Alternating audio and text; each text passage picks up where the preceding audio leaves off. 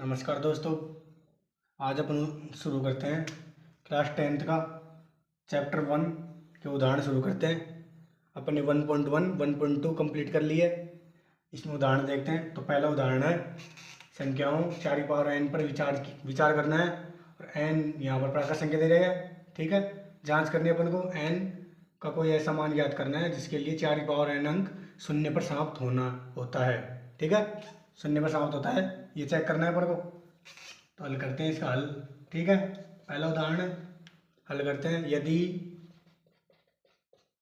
यदि कोई संख्या शून्य पर समाप्त होना चाहती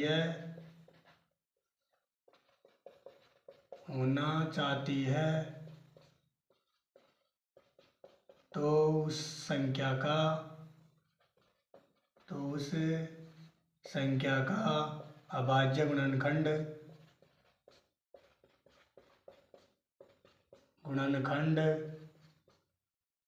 2 की पावर n इंटू 5 की पावर m के रूप में आना चाहिए। ठीक है, यानी जो संख्या शून्य पर समाप्त होना चाहिए तो उसका अभाज्य गुणनखंड 2 की पावर n इंटू 5 की पावर m के रूप में आना चाहिए। ठीक है, अपने क्या है, 4 की पावर n है अपने पास। ठीक है, यानी 4 है। ठीक है, 4 को क्या लिख सकते हैं अपन, 2 की पावर 2। ठीक है, तो 2 की पावर 2 क्या है, ये 2 की पावर n का ही रूप है ये तो। ठीक है, तो 5 की पावर m का रूप नहीं आ रहा इसमें, गुणा में 5 की पावर m का रूप आना चाहिए, तो आ नहीं रहा। तो अपन लिख देंगे अतः 4 की पावर n का अभाज्य गुणनखंड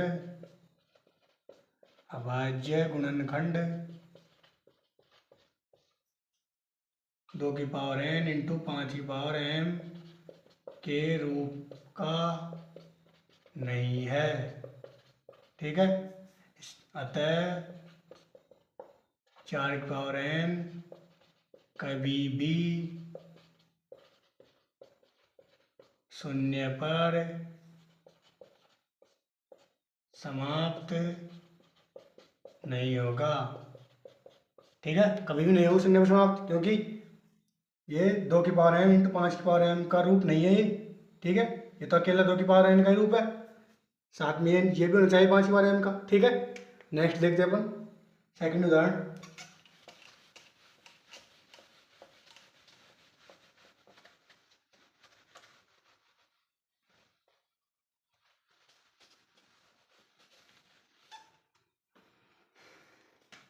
उदाहरण 2 देखते हैं। संख्याओं 6 और 20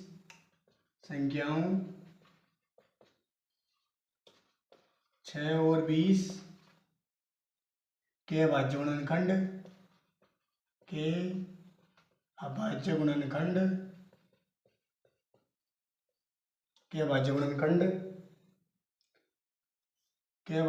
विधि द्वारा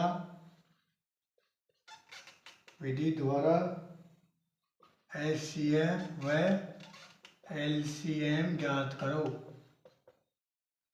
ठीक है, LCM और LCF ज्ञात करना है अपन को। तो यहाँ ये निकालो, पहले 6 का निकालो, इधर 20 का निकालो। ठीक है, इधर 6 में कितने के भाग है, 2 का 2 सबसे पहले, 2 तिया 6, फिर 3 का 3 एकम 3। ठीक है, अब इसमें क्या, 20 में 2 का 2, 2 एकम 2, 1 0 0, फिर 2 का जा रहा है, 2 का 2, 2 पंजो 10, फिर 5 का 5 एकम 5। ठीक है, यहाँ 6 के फैक्टर लिखो, 2 गुणा 3। ठीक है, 6 के हो गए। 20 के लिखो, 20 से क्या है, 2 गुणा ये 2 गुणा ये 5। ठीक है, अब HCF निकालना है अपन को। HCF क्या होगा, HCF कॉमन संख्या, कॉमन 2 2 1 मिल रही है इसमें। ठीक है, अब नहीं मिल रही कॉमन, इधर 3 है, इधर 2 है, इधर 5 है, कॉमन नहीं मिल रही, 1 ही मिल रही है। तो एक कॉमन मिल रही है, तो एक बार लिख लेना है कॉमन को, 2। ठीक है, HCF 2 हो गया। अब एलसीएम क्या होगा, कॉमन है उसको तो एक बार लेना है, 2 ले लिया, फिर बची वो संख्या को ले लो, 3 बची है, इधर 2 बचा है, इधर 5 बचा है। ठीक है, गुणा कर लो, पाँच दूनी 10, 10 तिया 30, 30 दूना 60। ठीक है, ये एलसीएम हो गया। नेक्स्ट देखते हैं अपन थर्ड उदाहरण, नोट करते जाना आराम से। ठीक है, आसान क्वेश्चन है बिल्कुल।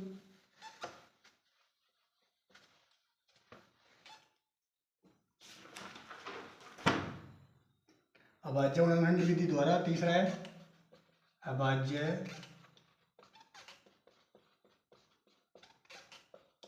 गुणनखंड विधि द्वारा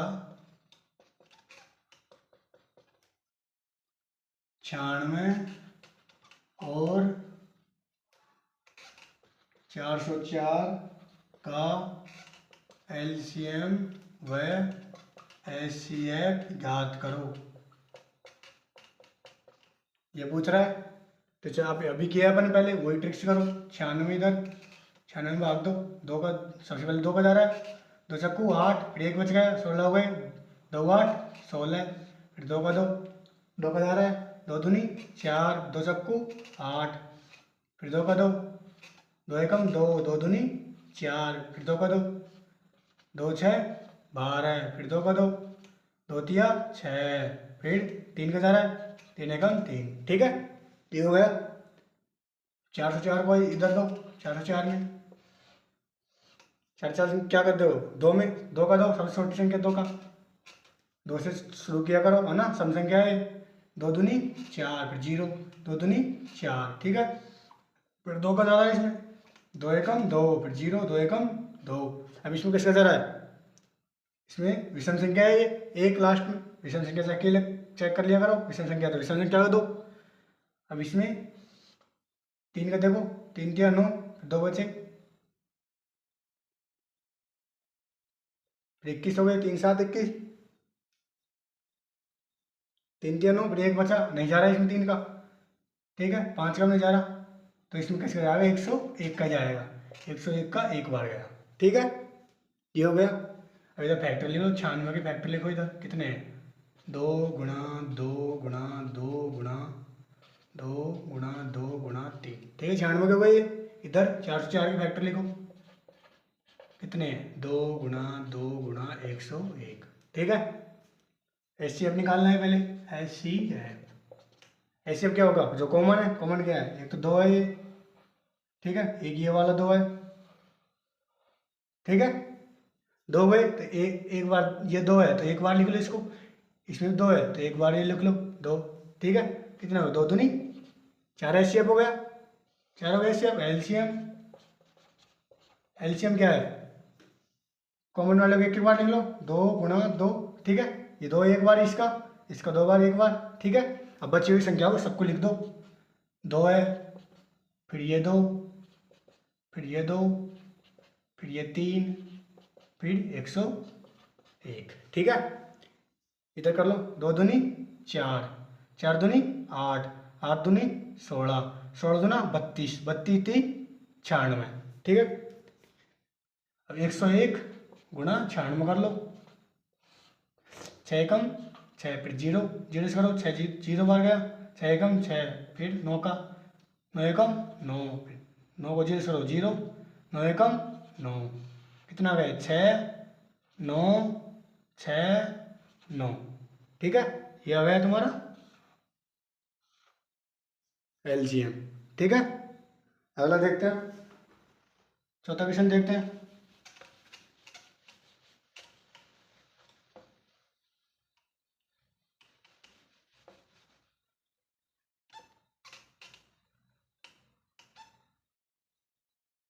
ठीक है, आगे भी अभाज्य गुणनखंड करना है।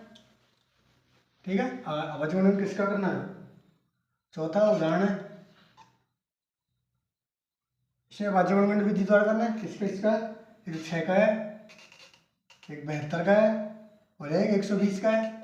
ठीक है, क्वेश्चन देख लेना तुम, इसमें इससे वैल से बनाना है, तो इसमें 6 में तो पहले 2 का सब छोटी संख्या के 2, 2 का 2, 2 तिया 6, फिर 3 का 3 एकम 3, ये हो गया। अब 72 में 2, 72 में 2, 2 का 2 पहले, 2 तिया 6, 7 में 2 एक बार, 2 तिया 6, एक बच गए, एक 12 हो गए, 2 6 12, फिर 2 का 2, 3 में तो 2 एकम 2, 1 बच गया, 16 हो गए, 2 8 16। फिर 2 का 2, 2 नाम 18, 3 का 2 ऑप्शन में, 2 का नहीं जा रहा, 3 का जा रहा है, 3 तिया 9, फिर 3 एकम 3 हो गया। 120 में 2, 67 से क्या है, 2 का 2 पहले, 2 6 12 0, फिर 2 का 2, 2 तिया 6 0, 2 का 2, 2 एकम 2, फिर 1 बच गया, 2 पंजो 10 15, 15 में 2 का नहीं जा रहा, 3 का देखो, 3 पंजो 15, 5 का 2, 5 का जा रहा है, 5 एकम 5। ठीक है, अब इन फैक्टर लिख लो, 6 के लिख लो इधर, 2 गुणा 3 इधर 72 के लिख लो, 2 गुणा, फिर 2 गुणा 2 गुणा 3 गुणा 3। ठीक है, अब इसमें लिखो 120 के लिखो,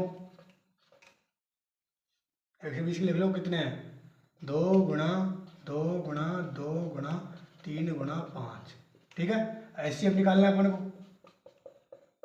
पहले एचसीएफ निकालना। एचसीएफ क्या होगा, तीनों में कॉमन देखो, अब तीनों में देखना है, 3 से 3 का पूछा है ना अपन को, इसमें 2 का था पहले, 2 में दिखा था, अब 3 का पूछा है, तीनों में देखो, एक तो 2 है 3 में, ठीक है, तीनों में 2 है, ठीक है, एक ये 3 है, तीनों में देखो, एक 3 ये रहा, एक 3 ये रहा, एक 3 ये रहा। ठीक है, तो एक तो 2 ले लो एक बार कॉमन वाला, और इधर एक 3 ले लो, 3, तो एचसीएफ क्या हो गया, 3 दूनी 6, 6 एचसीएफ हो गया। अब एलसीएम देख लो। ठीक है, एलसीएम देख लो, एलसीएम क्या हो गया, कॉमन वन ले लो पहले। ठीक है, कॉमन वन क्या ले लिया, 2, फिर कॉमन वाला है 3,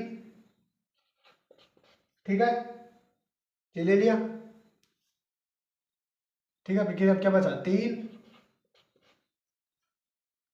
ठीक है, ये 3 बचा, इधर इधर कितने बचे, 2 2, ठीक है, इधर कितने बचे, 2 2 गुणा 5। ठीक है, अब इसको गुणा कर लेना। ठीक है, कर लेंगे। ठीक है, नेक्स्ट करते हैं बताओ। ठीक है, इसको कर लेना।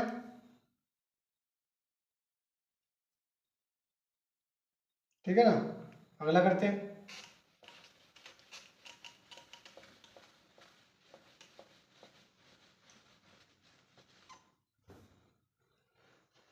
पांचवा उदाहरण है, √3 एक अपरिमेय संख्या है, सिद्ध करना है। ठीक है, √3 एक अपरिमेय संख्या है।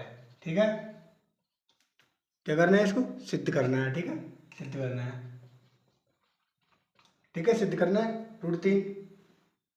तो क्या बताया था मैंने, 1.2 में बताया था ना तुमको, √3 अगर अपरिमेय पूछ रहा है तो उल्टा मान लेना अपन को, विरोधाभास। ठीक है, विरोधाभास करना है, माना √3 उल्टा मानना है अपरिमेय, तो परिमेय मान लेना, माना √3 एक परिमेय संख्या है। ठीक है, उल्टा मान लिया, परिमेय संख्या है। ठीक है, परिमेय संख्या है। ठीक है, √3 बराबर परिमेय संख्या होती है p/q वाली, p/q, q 0 के बराबर नहीं होना चाहिए। ठीक है, और ये p और q क्या है, p और q का पूर्णांक, p और q इनका, p और q का एचसीएफ एक होना चाहिए। ठीक है, हो गया। तो इसमें बच्चों गुणा कर दो, एक मान लो इधर, इस संख्या को इधर गुणा कर दो, इसको इधर गुणा कर दो। ठीक है, तो क्या होगा, p हो गया, p बराबर बच्चों गुणा करो √3 q। ठीक है, ये हो गया। अब इसमें दोनों दोनों तरफ वर्क कर दो,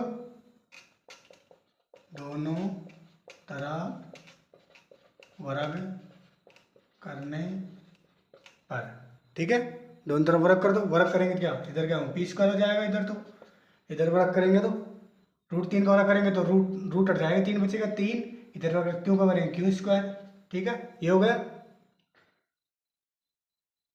ठीक है, तो अब q² बराबर p² है इधर को, तो 3 गुणा में है तो 3 भाग में चला जाएगा। समीकरण 1 दे दो इसको, समीकरण 1 दे दिया। अब इसमें क्या लिख सकते हैं अपन, पी स्क्वायर 3 से विभाजित है, 3 से विभाजित है, ठीक है। पी स्क्वायर 3 से विभाजित है तो पी भी होगा, फिर पी स्क्वायर है तो पी भी 3 से विभाजित होगा, ठीक है। ये हो गया। अब अपन को इस समीकरण, ये है ना पी है, पी बराबर, ये पी है ना, पी बराबर अपन क्या रखना है 3, ये 3 तो ही, तो एम लगाने देना अपन को, एम, ठीक है। सिद्ध करने के लिए एम, 3m रखने पर, ठीक है। समीकरण 1 में रख दो, 3m रख दो पी की जगह, तो की स्क्वायर ऐसे कैसे, ठीक है।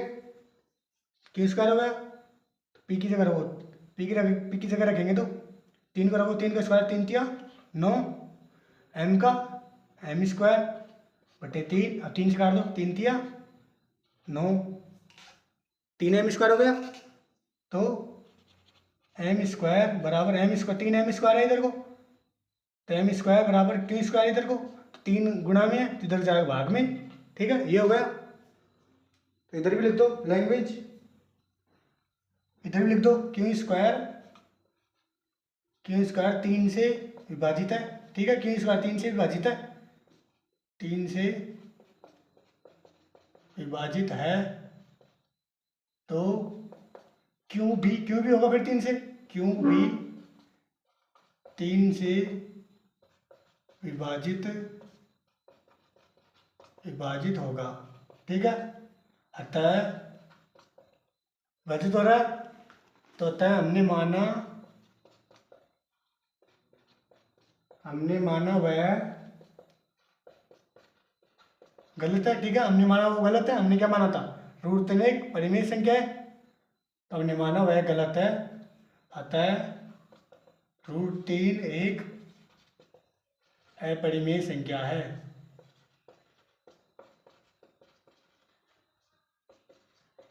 ठीक है। हो गया, समझ आ गया। नेक्स्ट देखते हैं अपन अगला उदाहरण।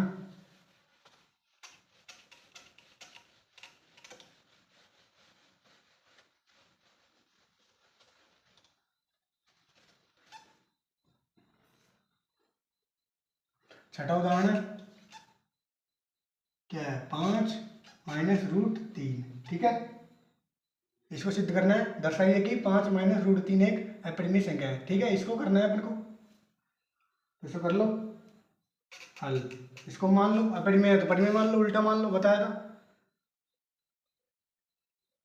5 माइनस √3 एक माना लिख लो, माना 5 माइनस √3 एक परिमेय संख्या है, उल्टा मान लिया, परिमेय संख्या है, ठीक है। उल्टा मान लिया तो 5 माइनस √3, ठीक है, बराबर परिमेय संख्या होती है पी बटे क्यों 0 के बराबर नहीं होना चाहिए, ठीक है।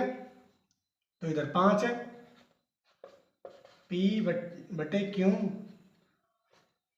माइनस का है, ठीक है। इधर माइनस का तो √3 है, ठीक है। इधर 5 जाएगा तो इधर माइनस का 5, ठीक है। ये हो गया। तो √3 क्या है, ये तो अपरिमेय संख्या है, तो अपरिमेय संख्या, √3 अपरिमेय संख्या है, तो अपरिमेय संख्या बराबर ये क्या है, ये बटे क्यों वाली परिमेय संख्या, अपरिमेय संख्या बराबर परिमेय संख्या असंभव है, ठीक है। अपरिमेय बराबर तो परिमेय संभव है, असंभव है, क्योंकि बराबर नहीं हो सकती है, इधर अपरिमेय इधर परिमेय, संभव नहीं हो सकती है, ठीक है। ये लिख लेना। अतः हमने माना वह गलत है, हमने क्या माना था, √3 एक परिमेय संख्या है, वो गलत है, इसलिए ठीक है, इसलिए 5 माइनस रूट 3 एक अपरिमेय संख्या है,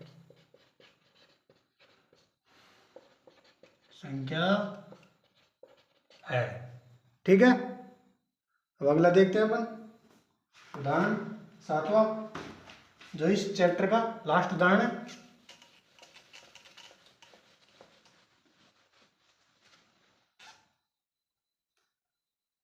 लास्ट उदाहरण है 7वां। दर्शाइए कि 3√2 एक अपरिमेय संख्या है, ठीक है। हल करना है अपन को, ठीक है। तो क्या बताया था, उल्टा मान लेना है, अपरिमेय तो परिमेय मान लेना है। माना 3√2 एक अपरिमेय तो परिमेय मान लेना है, परिमेय संख्या है, ठीक है। 3√2 एक परिमेय संख्या है, मान लिया। 3√2 बराबर क्या है, बराबर परिमेय संख्या है, परिमेय संख्या है, पी बटे क्यू बराबर क्यू, ये क्यू क्या नहीं हो जाए, 0 नहीं होना चाहिए, ठीक है। √3 पी बटे 3 गुना में इधर भाग हो जाएगा 3 और क्यू आई, ये हो गया। तो ये क्या है अपने पास, ये है परिमेय संख्या, है परिमेय संख्या, और ये क्या है, परिमेय संख्या। अपरिमेय संख्या बराबर परिमेय संख्या संभव नहीं है, यानी असंभव है, असंभव है, ठीक है। अपरिमेय संख्या बराबर परिमेय संख्या असंभव है, बराबर नहीं हो सकती, असंभव है ये बात। तो अतः हमने जो माना वह गलत है, ठीक है। हमने क्या माना था, 3√2 एक परिमेय संख्या माना था, वो गलत है, हमने माना जो, इसलिए 3√2 एक अपरिमेय संख्या है, अपरिमेय संख्या है, ठीक है। ये हो गया तुम्हारा